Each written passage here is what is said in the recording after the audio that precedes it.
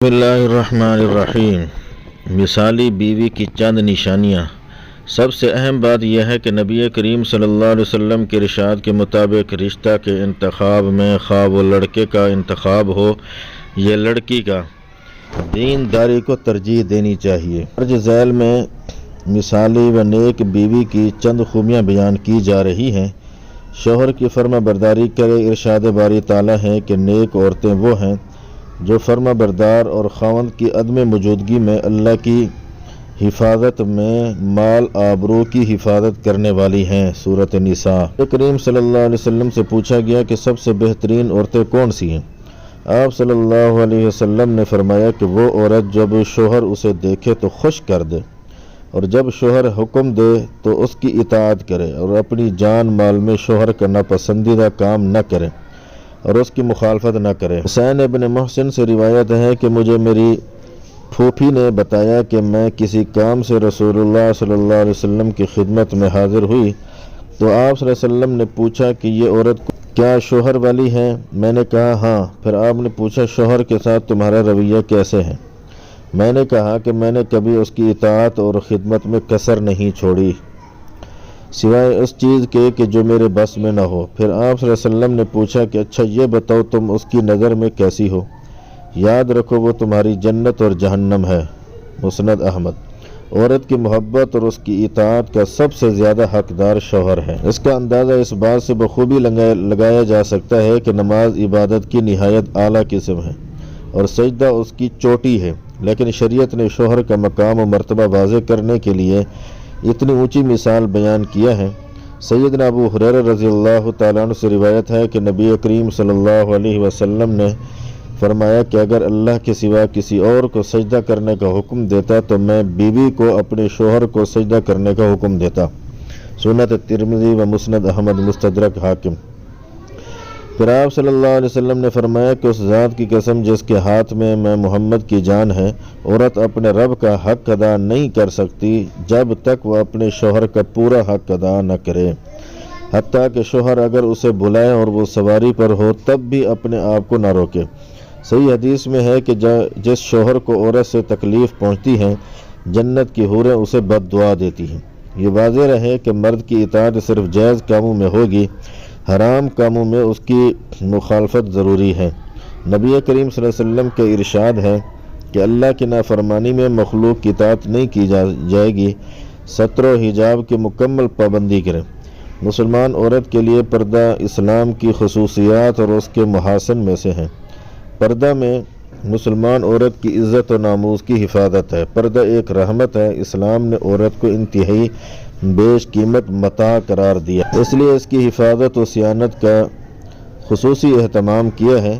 زمانہ جاہلیت میں پردے کا کوئی رواج نہیں تھا۔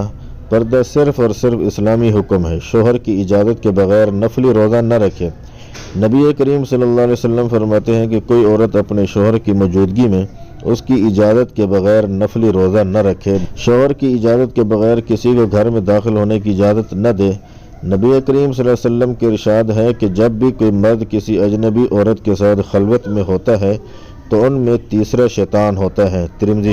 ایک مسلمان مرد کو بھی چاہیے کہ کسی اجنبی وغیرہ محرم عورت کے پاس اس کے شوہر کی غیر موجودگی میں نہ جائے۔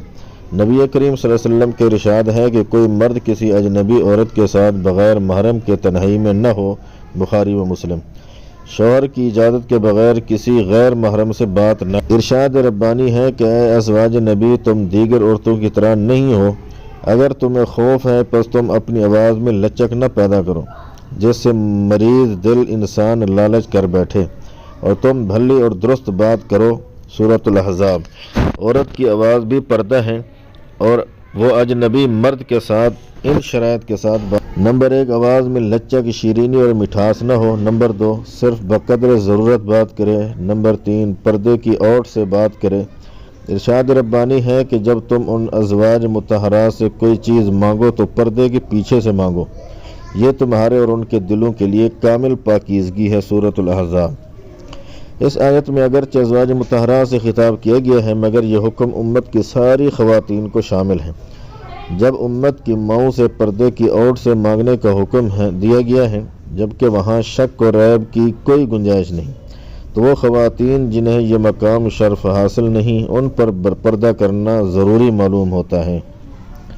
اکیلے عورت کے بازار جانا بھی درست نہیں، کیونکہ بسا اوقات دکان میں سیل مین کے سوا کوئی نہیں ہوتا، پھر اس سے ناجائز خلوت حاصل ہو جاتی ہے۔ شوہر کی اجازت کے بغیر گھر سے باہر نہ نکلے، حتیٰ کہ مسجد جانے کے لیے بھی البتہ شوہر کو یہ حق نہیں کہ عورت کو مسجد جانے سے روکے۔ نبی کریم صلی اللہ علیہ وسلم کا فرمان ہے کہ اللہ کی بندیوں کو اللہ کی مسجد سے نہ روکو، کسی اجنبی مرد سے مصافحہ نہ کریں۔ نبی کریم صلی اللہ علیہ وسلم کے ارشاد ہے کہ تم میں سے کسی کے سر کو لوہے کی سوئی سے کچوکے لگانا اس بات سے بہتر ہے کہ وہ کسی اجنبی عورت کو چھوئے۔ طبرانی صحیح۔ نبی کریم صلی اللہ علیہ وسلم کے ارشاد ہے کہ میں عورتوں سے مصافحہ نہیں کرتا، ایک عورت سے میرا کچھ کہنا 100 عورتوں سے کہنے کے مترادف ہے۔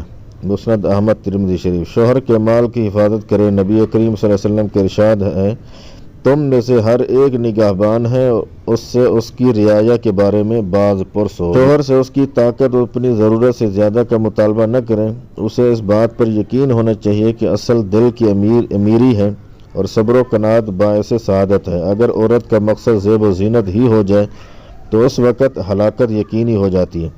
ایک بار نبی کریم صلی اللہ علیہ وسلم نے طویل خطبہ دیا جس میں آپ صلی اللہ علیہ وسلم نے فرمایا بنو اسرائیل کی ہلاکت کا سبب یہ ہوا کہ فقیر کی بیوی بھی انہی کپڑوں اور زیورات کا تکلف کرتی تھی جن کا امیر کی بیوی کرتی تھی۔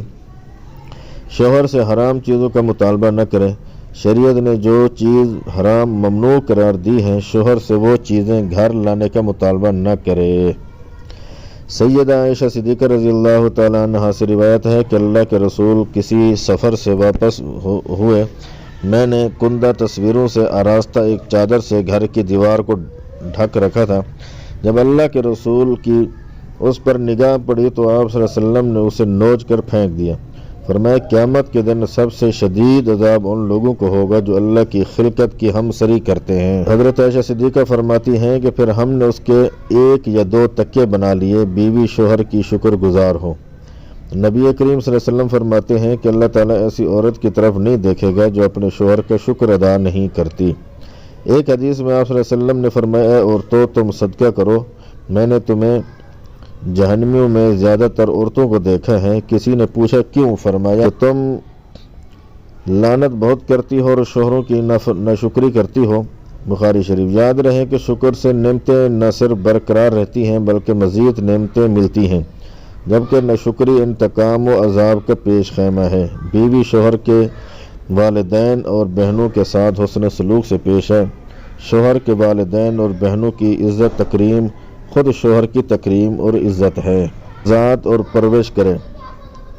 میں اپنی اولاد کو مکمل 2 سال دودھ پلائیں جن کا ارادہ دودھ پلانے کی مدت پوری کرنے کا ہو۔ سورۃ البقرہ۔ صحیح ابن خزیمہ میں ہے جب نبی کریم صلی اللہ علیہ وسلم کو جہنم دکھائی گئی تو آپ نے کچھ ایسی عورتوں کو دیکھا جن کی چھاتیوں کو سانپ نوچ رہے تھے، ڈس رہے تھے۔ آپ صلی اللہ علیہ وسلم نے پوچھا یہ کیا معاملہ ہے؟ بتایا گیا کہ یہ وہ عورتیں جو بچوں کو دودھ نہیں پلاتی۔ ہاں اگر کوئی ماں مجبوری میں اپنا دودھ نہیں پلاتی تو اس وعید کی وہ مستحق نہیں ہوگی۔ صبر و مشقت کے ساتھ بچوں کی دینی تربیت کرے، یہ مرد عورتیں دونوں کے لیے ہے۔ دنیاوی چیزوں کے لیے اولاد پر غصہ ہونا درست نہیں۔ نبی کریم صلی اللہ علیہ وسلم کا فرمان ہے اپنے اوپر بد دعا نہ کرو، اپنی اولاد پر بد دعا نہ کرو، اپنے خادموں پر بد دعا نہ کرو۔ والدین کی دعا اور بد دعا دونوں قبول ہوتی ہیں۔ جب بچے 7 سال کے ہو جائیں تو انہیں توحید و نماز کی تعلیم دی جائے۔ 10 سال کے ہو جانے پر اگر نماز نہ پڑھیں تو ان کے ساتھ تادیبی کارروائی کی جائے۔ لیکن افسوس ہے کہ گلاس ٹوٹ جانے پر ماں باپ اپنے بچوں کو ضرور مارتے ہیں، لیکن جب بچہ نماز جیسی اہم عبادت ضائع کرتا ہے تو کوئی نہیں مارتا، نہ ہی اس پر غیظ و غضب کا اظہار کرتے ہیں۔ عورت خوشبو لگا کر گھر سے نہ نکلے۔ صحیح مسلم کی ایک روایت میں ہے کہ جو عورت خوشبو استعمال کرے اسے مسجد میں نہیں آنا چاہیے۔ جنتی عورت کی پہچان۔ نبی کریم صلی اللہ علیہ وسلم کے ارشاد ہے جو عورت 5 وقت کی نماز پڑھے، 1 ماہ کا روزہ رکھے، اپنی شرمگاہ کی حفاظت کرے اور اپنے شوہر کی اطاعت کرے، ایسی عورت سے کہا جائے گا جنت کی جس دروازے سے چاہو داخل ہو جاؤ۔ سیدنا انس بن مالک فرماتے ہیں کہ رسول اللہ صلی اللہ علیہ وسلم نے فرمایا کیا میں تمہیں جنتی عورتوں کا حال نہ بتاؤں؟ لوگوں نے عرض کیا ضرور اللہ کے رسول۔ آپ نے فرمایا کہ وہ عورتیں بہت محبت کرنے والی اور بہت بچے جرنے والی ہوتی ہیں، جب وہ غصے ہوتی ہیں یا انہیں کوئی تکلیف پہنچتی ہے یا ان کے شوہر ان سے ناراض ہو جاتا ہے تو شوہر سے کہتی ہیں یہ میرا ہاتھ آپ کے ہاتھ میں ہے، اس وقت تک میری آنکھوں پر نیند حرام ہے جب تک آپ راضی نہ ہو جائیں۔ ان لوگوں کے لیے بھی ہماری نصیحت ہے جو دوسری شادی کر کے ایک مسنون عمل انجام تو دے لیتے ہیں لیکن عدل و انصاف سے کام نہ لے کر ظلم و زیادتی اور حرام کام کا مرتکب ہو رہے ہیں، اور وہ اللہ کا خوف کھائیں۔ قیامت کے دن اللہ عز و جل کے روبرو حاضر ہونا ہے اور ہر چیز کے حساب دینا ہے۔ دوسری شادی عدل و انصاف کے ساتھ مشروط ہے، اگر عدل کرنے کا حوصلہ نہیں تو بہتر ہے کہ دوسری شادی کے قریب نہ جائیں۔ مثالی شوہر کی پہچان۔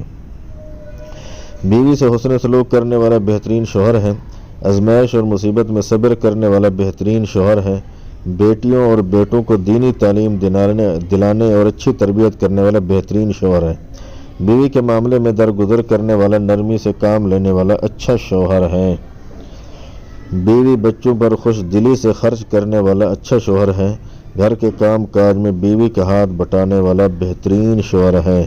اللہ تعالی عمل کرنے کی توفیق عطا فرمائے۔